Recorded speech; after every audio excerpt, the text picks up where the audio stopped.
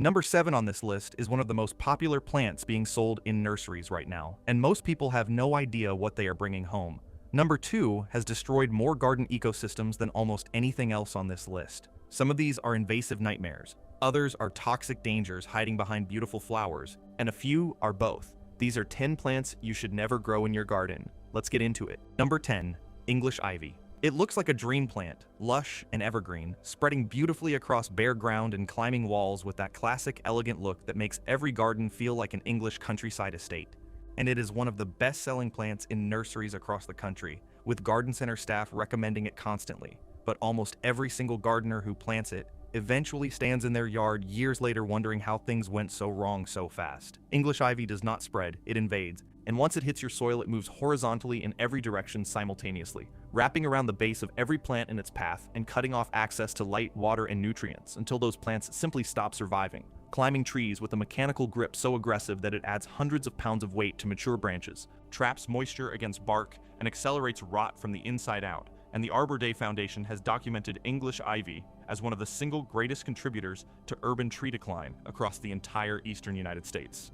Removal is not a weekend project, it is a multi-year battle, because the root system anchors into soil so aggressively that even professional landscapers describe complete eradication as one of the most grueling jobs in the industry, and gardeners who have dealt with a full English ivy takeover describe it as one of the most demoralizing experiences they have ever had outdoors.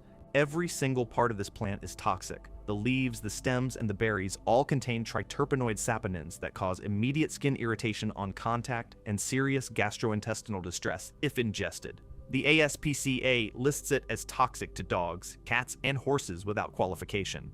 And poison control centers across the country field calls about English ivy every single year from parents whose children got into the berries. It is beautiful, it is popular, it is available everywhere, and it is one of the worst decisions you can make for your garden, your trees, your pets, and your children. 9. Bamboo. It looks like the ultimate garden solution. Fast-growing, exotic, beautiful, and perfect for creating an instant privacy screen between you and your neighbors. And every single year, millions of homeowners visit their local nursery. See those tall, elegant stalks swaying in the breeze. Read the tag that says low maintenance and fast growing, and bring one home without any idea that they have just made one of the most consequential gardening decisions of their entire lives.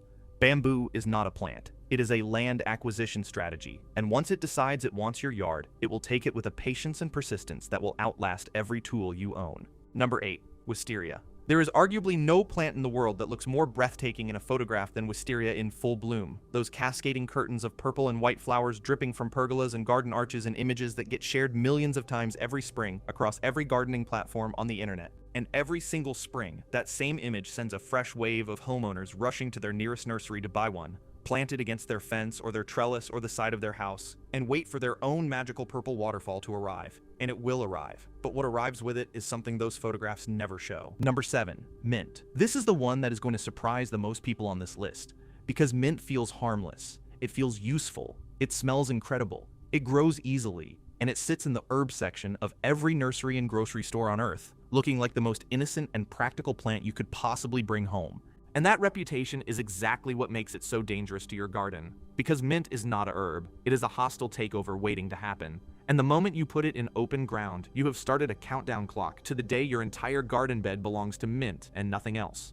Mint spreads through an underground rhizome system that operates with the same relentless lateral aggression as bamboo. Number 6. Lantana. Lantana is the plant that garden centers love to sell because it photographs beautifully. It blooms in clusters of vivid, multicolored flowers that shift between yellow, orange, red, and pink on the same plant simultaneously. It tolerates heat and drought like almost nothing else in the nursery, and it attracts butterflies and pollinators in numbers that make any garden feel alive and thriving. And all of that is completely true, but what the garden center display and the colorful tag attached to the pot almost never tell you is that Lantana is one of the most aggressively invasive plants ever introduced to home gardens across the southern United States, Australia, and large parts of Africa and Asia, where it has escaped cultivation so thoroughly and spread so devastatingly across wild landscapes that it is now listed among the 100 worst invasive species in the world by the International Union for Conservation of Nature, a designation it shares with a remarkably short and alarming list of organisms that have caused measurable ecological destruction across multiple continents. Number 5.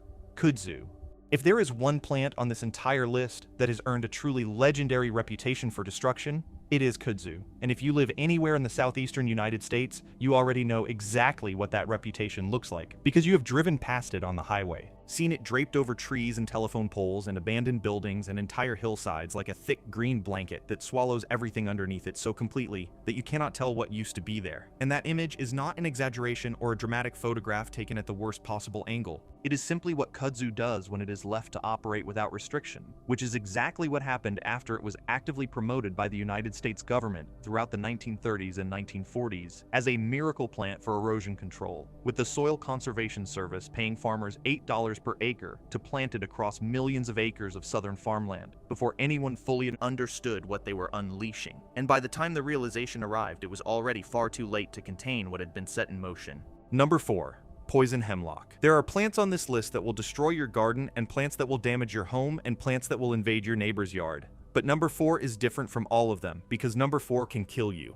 And that is not a dramatic exaggeration or a worst-case scenario buried in fine print. It is a straightforward biological fact about one of the most toxic plants that exists in the natural world. A plant that is currently spreading across roadsides, vacant lots, riverbanks, and residential garden edges across nearly every state in the continental United States at a rate that has prompted official warnings from agricultural extension services, public health departments, and poison control centers in multiple states who are genuinely alarmed by how many people are encountering it without recognizing what it is. Poison hemlock, known scientifically as Conium maculatum, is the plant that killed Socrates, the substance the ancient Athenians used for state executions because it was reliable, accessible, and lethal in relatively small quantities, and it is currently growing in the disturbed soil along the edges of gardens, fields, and roadsides across North America with a vigor and adaptability that makes it one of the fastest spreading toxic plants on the continent.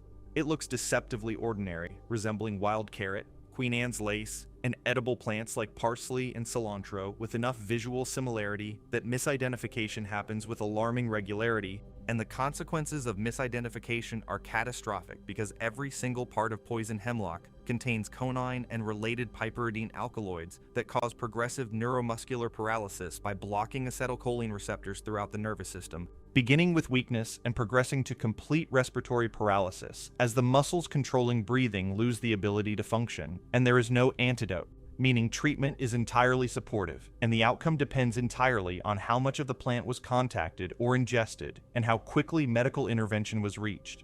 Skin contact alone is enough to cause serious reactions in many people, with the sap producing significant dermatitis, and the volatile compounds in crushed leaves and stems causing respiratory irritation when inhaled. And livestock deaths from poison hemlock are documented every single year across farming communities where the plant has established itself along fence lines and pasture edges. It does not belong anywhere near a garden, a yard, a path, or any space where children, pets, or adults might come into contact with it.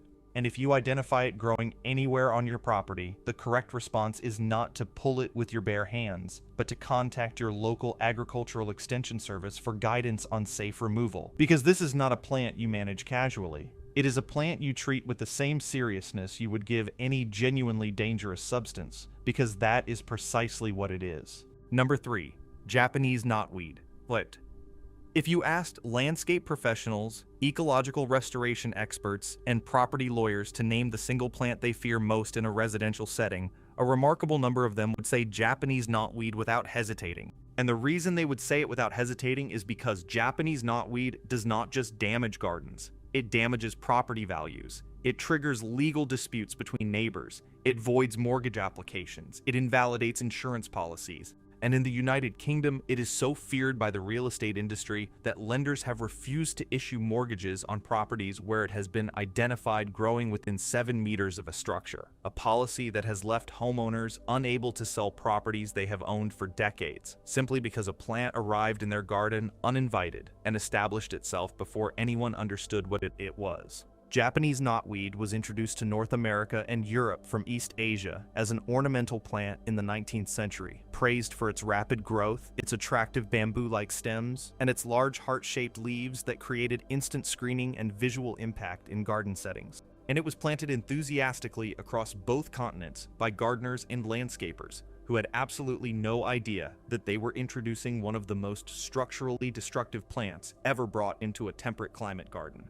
The root system of Japanese knotweed, known as the rhizome network, is the stuff of genuine horror for anyone who has had to deal with it professionally, extending up to 3 meters deep into the ground and spreading up to 7 meters laterally from the visible above-ground growth, generating enough mechanical force as it expands to exploit and widen hairline cracks in concrete foundations, tarmac driveways, patio slabs, retaining walls, and drainage systems, with documented cases of the plant emerging through the floors of basements, growing up through the gaps between paving stones, and physically lifting and displacing sections of driveway that cost thousands of dollars to repair, and then had to be repaired again because the root system beneath had not been fully addressed. Removal is not a project. It is a professional undertaking that in severe cases spans 5 to 10 years of repeated herbicide treatment, excavation, and monitoring, with disposal of the excavated material governed by law in several countries, because Japanese knotweed material classified as controlled waste must be handled and transported by licensed contractors to prevent further spread.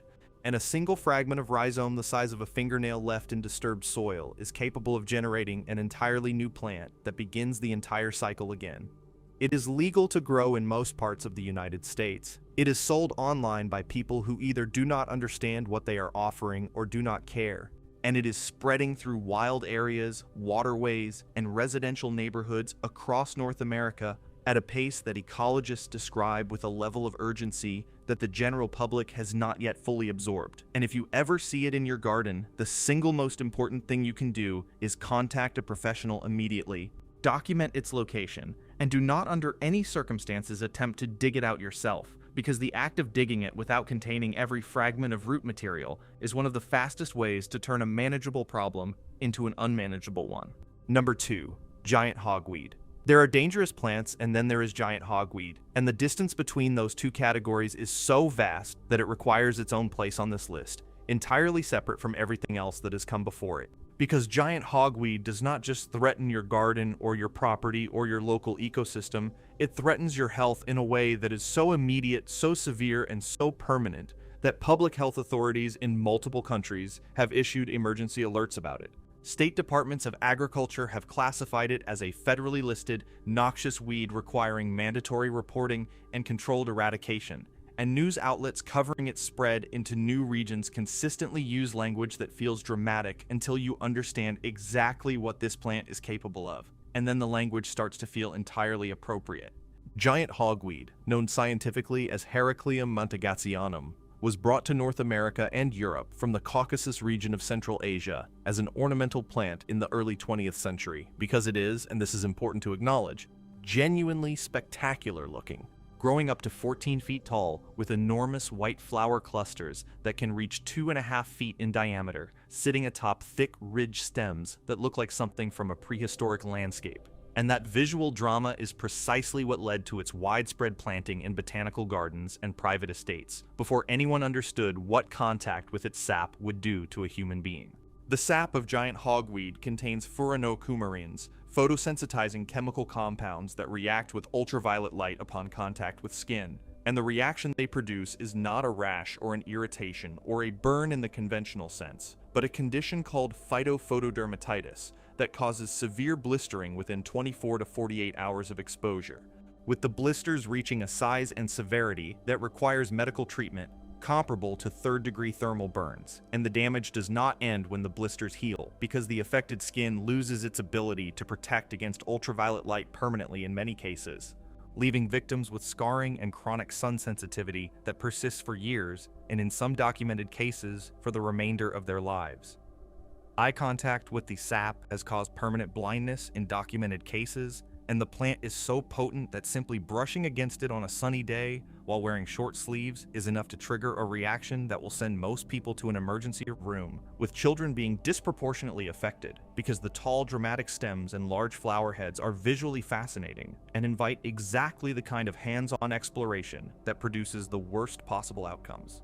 It has been identified in multiple states across the northeastern United States, in Ontario and British Columbia in Canada, and across large parts of the United Kingdom and Europe, where eradication programs have been running for years, with only partial success because the plant produces thousands of seeds per plant that remain viable in the soil for up to 15 years, meaning a single plant left unmanaged can seed an area so thoroughly that new plants continue emerging for over a decade after the original is removed.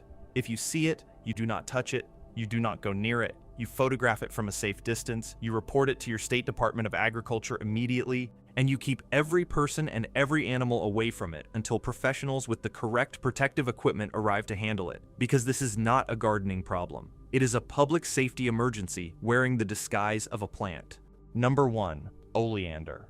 Every single plant on this list has earned its place for serious reasons, but number 1 is the one that catches gardeners off guard more consistently and more dangerously than anything else on this list. And the reason it catches them off guard is the same reason it is planted in front of schools, along highway medians, in public parks, outside restaurants, and in residential front gardens across the southern United States, the Mediterranean, and large parts of Asia and Africa without a single warning sign in sight. And that reason is that oleander is one of the most strikingly beautiful flowering shrubs in existence, producing dense clusters of flowers in white, pink, red, and yellow that bloom prolifically across an extraordinarily long season, tolerating heat, drought, poor soil, and neglect with a toughness that makes it one of the easiest and most rewarding plants to grow in warm climates. And all of that is completely true. But what is also completely true, and what the Highway Department and the School Landscaping Committee and the Garden Center tag almost never mention, is that oleander is one of the most toxic plants on the entire planet, with every single part of the plant, the flowers, the leaves, the stems, the roots, the sap, the water that cut stems have been sitting in, and even the smoke produced by burning its wood, containing a cocktail of cardiac glycosides, including oleandrin and nareine, that interfere directly with the electrical signaling system of the heart, causing it to beat irregularly and in sufficient doses to stop beating altogether.